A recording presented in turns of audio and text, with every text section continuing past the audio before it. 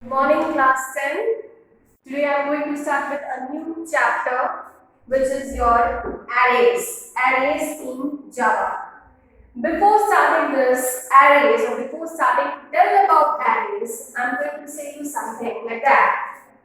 Say for example, if I declare a variable like this, int I, this means what? I have declared one variable named I type in. That means it is going to store integer value. This we all know.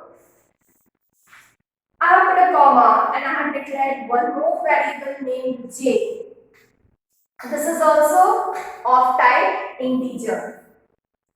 Next, say for example I declare a third type of variable, same of integer type. So here I have declared 1, 2 and 3 variables. Now inside these 3 variables I am going to store 3 different values. Say for example in I am storing a marks of a student, say for example 50. In J I am storing 60. In K I am storing 70. This means with this statement I have created 3 different buses, 3 different individual buses. One bus name is I, the second bus is J, third bus is K.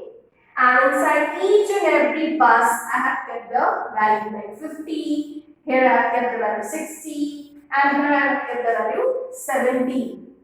Now, so what I have now 3 individual buses, 3 different individual buses named I, J and K.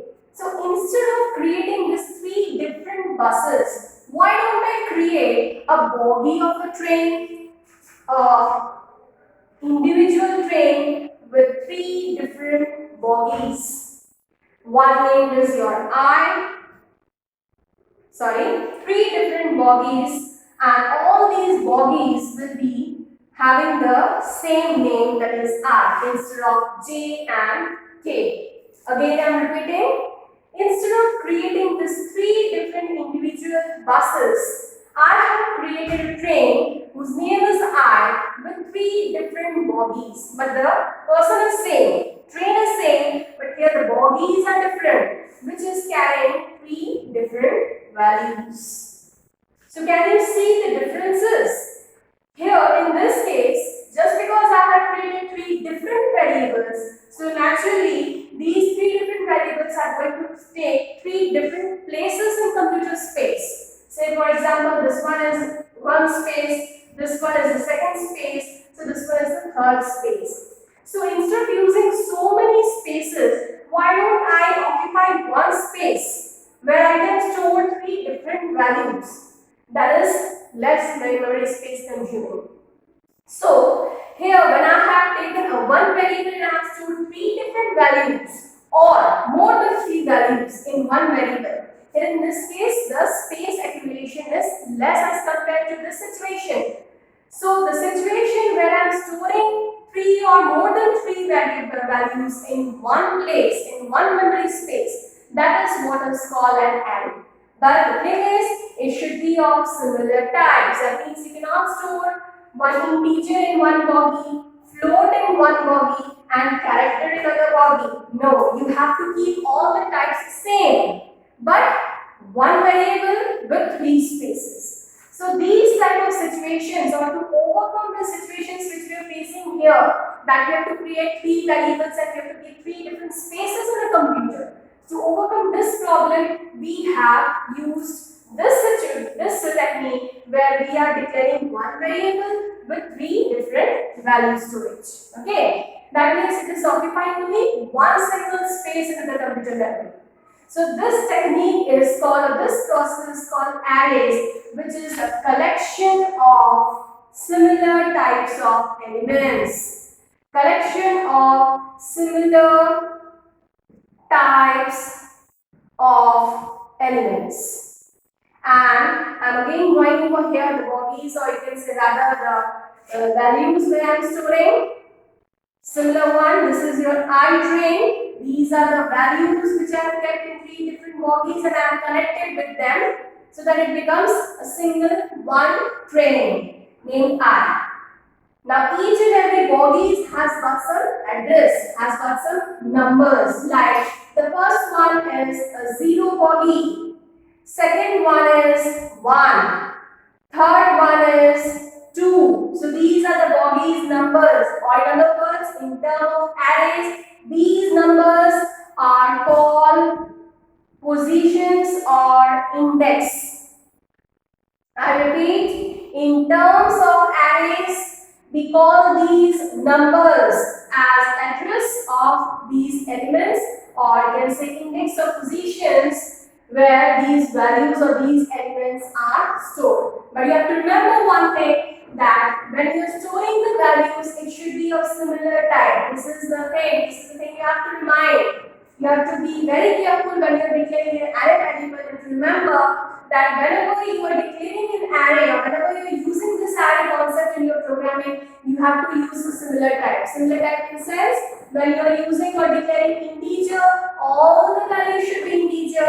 When you are declaring float, then all the bogies or all the values should be in float number. When you are declaring double, then all that will be in double format. When you are declaring character, then everything will be in character. You cannot store in one bug not store an integer, the other cannot store float, the other cannot store character. You have to store all the same types of elements in array.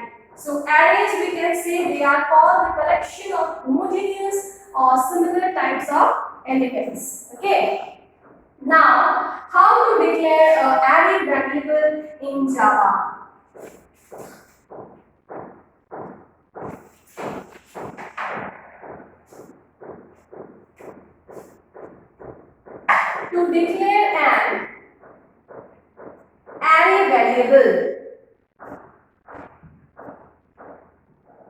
To declare an array variable, there are 3 steps as how you can declare an array variable.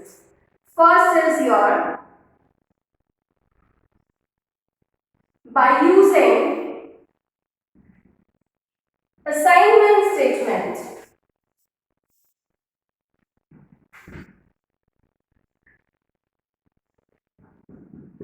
That is int. Say for example, if you want to use or declare an integer array variable, then int, like you have to use. Say for example, you are storing the variable name as a with this sign. This is the third bracket or the square bracket, which is used for or used in case of arrays only. It is used to denote or signify the size of an array, as how much or how many elements you are going to store in an array. So this is the indication of the size of the array. So int a, this square bracket, is equals to, with the curly braces, you are going to store the values like this. This is called the assignment statement. With the help of assignment statement also you can declare an array variable. Now here you do not have to mention the size. When you will write this statement in your Java program, the compiler itself will understand that here you are going to store 5 values, because the values I have already given to the compiler 1, 2, 3, 4, 5. It's not necessary that you have to give consecutive numbers. You can store random numbers also. But the number of numbers, the digits you are using over here inside these curly braces will be determined by the compiler that what is the actual size of the array. When we are writing this statement in Java program, then the compiler will understand that the size of the array is 5. Okay, that means it will create a bogey, or you can say a single row, where it is going to create 5 different rooms. It is going to store the values in the different rooms, and the name of that single room will be A, because we have used A over here, and each and every rooms will be allotted index number, or you can say position starting from 0 till the last one. That means if you declare the size as n, if n is the size of the array, then the counting or the positions or the index will start from 0 to n minus 1. Okay, so this is what is happening inside your computer when you are using or declaring an array variable. Second is this statement int where you're not declaring what values you're going to keep. Okay, by user's choice you can say, by user's input. Then the declaration will be like this.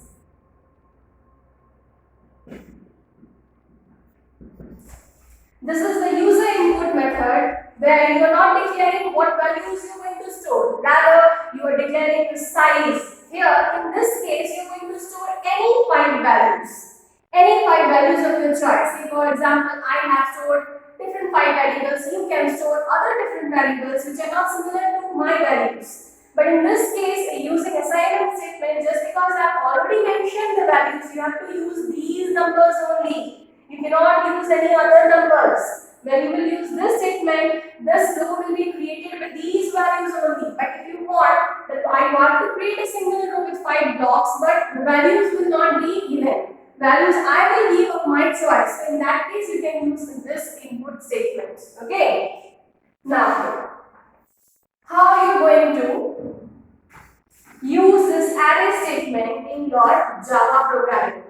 So there are 3 different ways you can use that I am going to show you with each and every example. First, as I have discussed, by using assignment statement.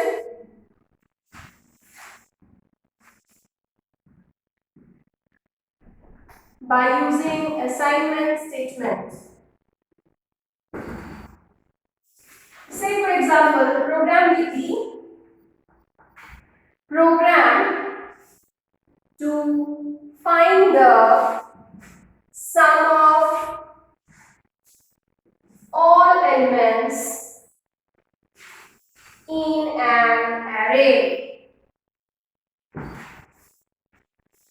So when you are using this assignment statement, we need not to use any import statements or we need not to include any package. Directly using the assignment operator, we are going to assign the values to our array. So for that, I have declared one class, say for example A1. Then with the braces open, you're going to put the main function over here, that is your public static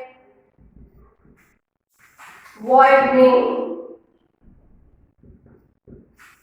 Then a brace again, this you have already done before also. Array variable which I have used just now. But just because I am using this assignment statement, so after putting the assignment operator, you are going to use the curly braces and then your numbers. Say for example, I have used 4 numbers and I am going to find the sum of these 4 numbers. Then a loop variable, yes, of course, in array program you have to use looping statements because you won't be able to go to the next numbers then. Sum variable where you are going to store the sum. So these 3 different variables you have to use in this single program. Now the loop will count from 0 till the numbers which I have taken, like 4. I have taken here 4 different numbers, so our loop will start from 0 till 4. Now I am going to perform the summation of these numbers. AI. And after finding the summation, I am going to display the sum or the result with the message that sum equals to sum.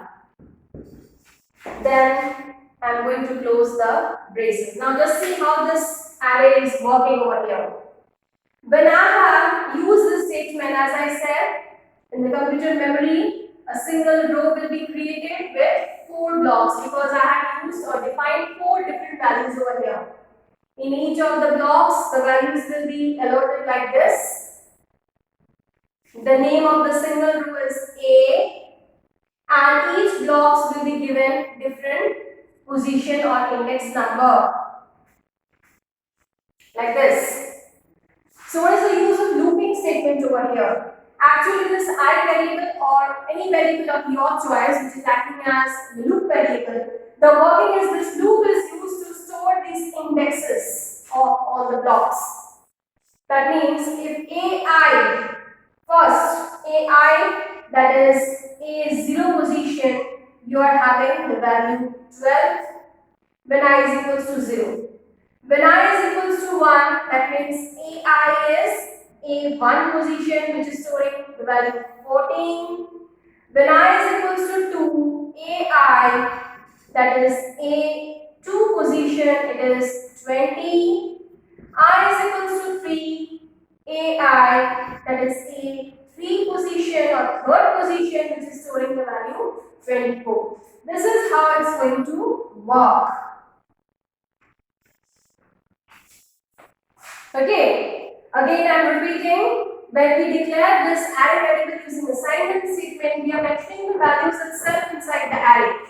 That means a single row will be created. The name of that row will be A, array A, with 4 different blocks, because I have already given only 4 values. So automatically the compiler will allot 4 blocks only, not more than that, not less than that. And inside each and every block there will be 4 different values which I have already assigned. Now how? And each and every blocks will be allotted a different index number starting from 0 till 3 over here in this case. Now how the working it will be? I equals to 0. I equals to 0, that means AI, that is A0 position 12, which will be added with 0 for the first time. Okay. Now in the second case, when i's value become 1, AI, that means A1 position we have got 14. So this 12 will be added with this 14. Okay, which will give you 6 and 26 as a result.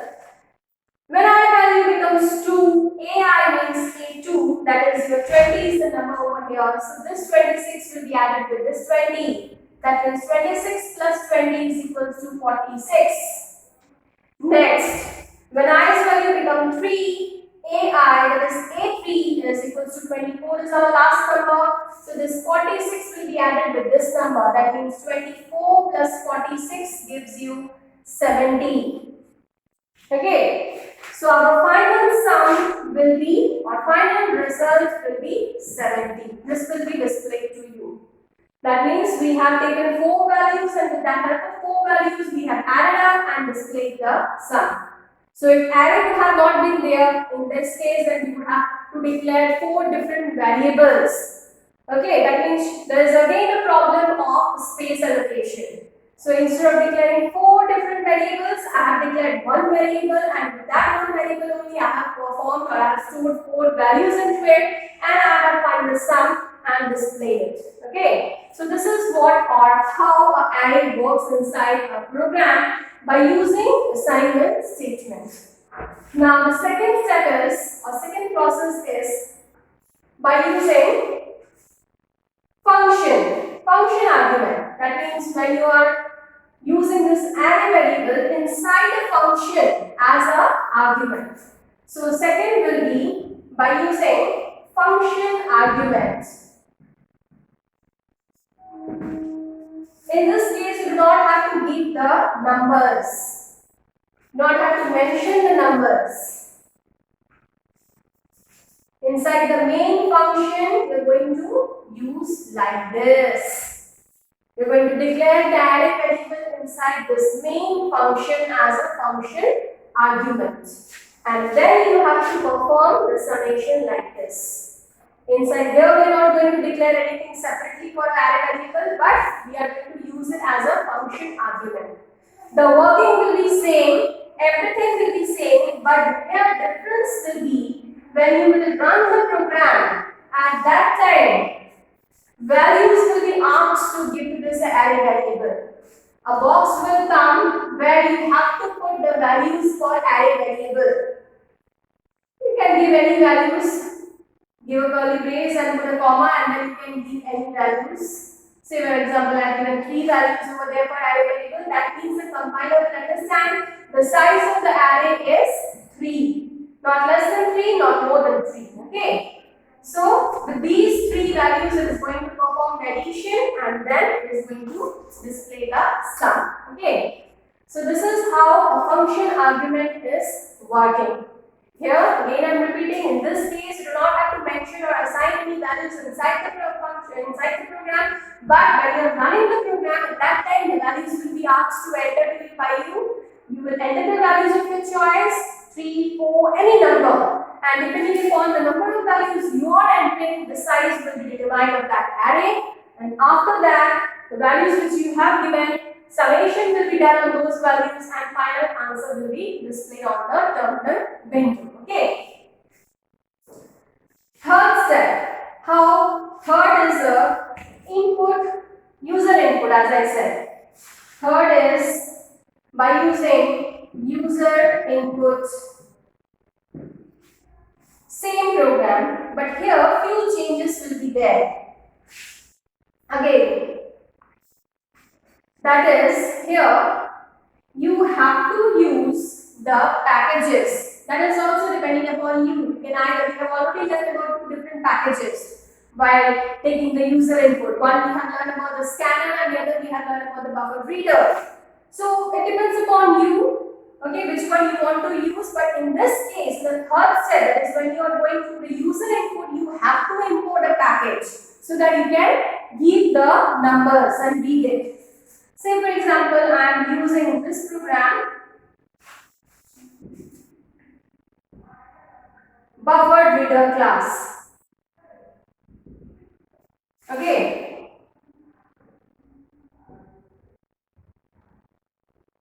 Now, just because buffer reader is a big one, the coding is there, you have to memorize the coding with the main function.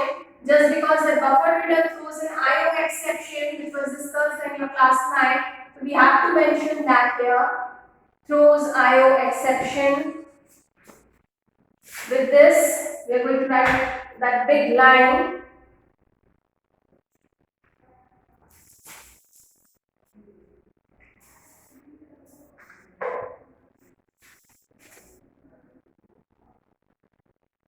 Buffered reader BR or any object of buffer reader you can use. New buffer reader.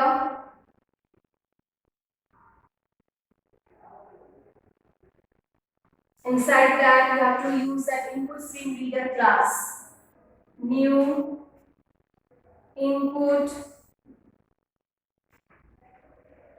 stream reader. Remember, just because there is no space over here, you have to write this line in the same line. And after reader, you have to put a parenthesis again, system.in, and then close the 2 parentheses respectively. So this is our coding for buffer reader. Now we will declare our array variable first. Here I am going to mention the size of the array, say for example 5. Then I am going to use similar way one loop variable and one sum variable, which I will initialize it to 0. Because we all know that when we are finding the sum of elements, the sum of numbers, the sum of digits, we always initialize the sum with a 0. Okay, this we have already seen and done before. Now, it's time to read the numbers from the keyboard. So, with the message system.out.println, enter 5 numbers. After that, we have to write one loop statement starting from 0 till 5 and read the array variable one by one. Now, just because we have seen in last class also have discussed that when we are using the stream classes, we have to use the wrapper class methods for converting from string to integer or the respective primitive type. So here also, just because when we are using the stream class, so here also we have to convert this array variable, which is of type integer, from string to integer. For that, we will use the wrapper class method, that is integer dot parseInt. Within the bracket, we are going to use the readLine function to read the numbers, 5 different numbers which are going to give from the keyboard. And after that, again one more loop to find the summation. similar way which I have done in the previous two programs, and then after that, or I can write over here.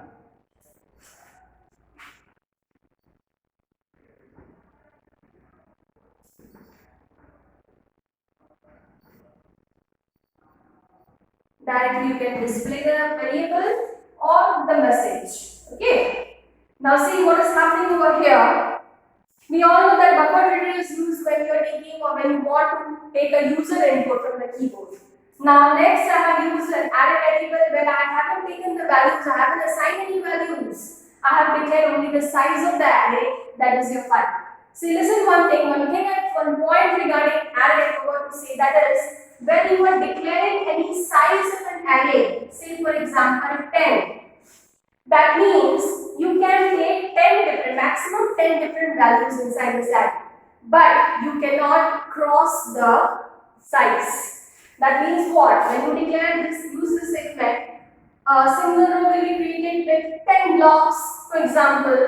So you can use 10 blocks completely or less than 10, but not more than 10.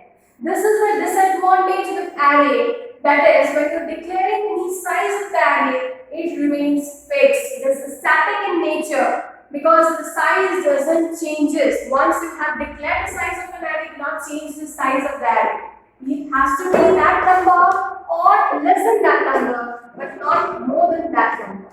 So in this program, when we have declared the size of the array is 5, you cannot cross that size. Okay, you have to keep till 5 or less than 5, but not more than 5. Now after declaring the array variable and its size, next we have to enter the values for that. So 5 different values you have to store. Like it's going to work like this. When I will be 0, that means AI, that is A0, you're going to keep some values. Say for example 12, it will be converted to integer so that you can perform the calculation. Next, when I will be 1, A1 position, you're going to store another different value. When I will be 2, A2, here again you're going to store some different value. When I will be 3, A3, like this it will continue till A5. After giving all the 5 different values, then you're going to perform the summation, which I have already done in the last 2 programs. After finding the summation, then you're going to display the sum. Either you can directly display the sum or with the help of a message. Okay, so these are the 3 statements I have shown you in this class as how to use your array in a Java program.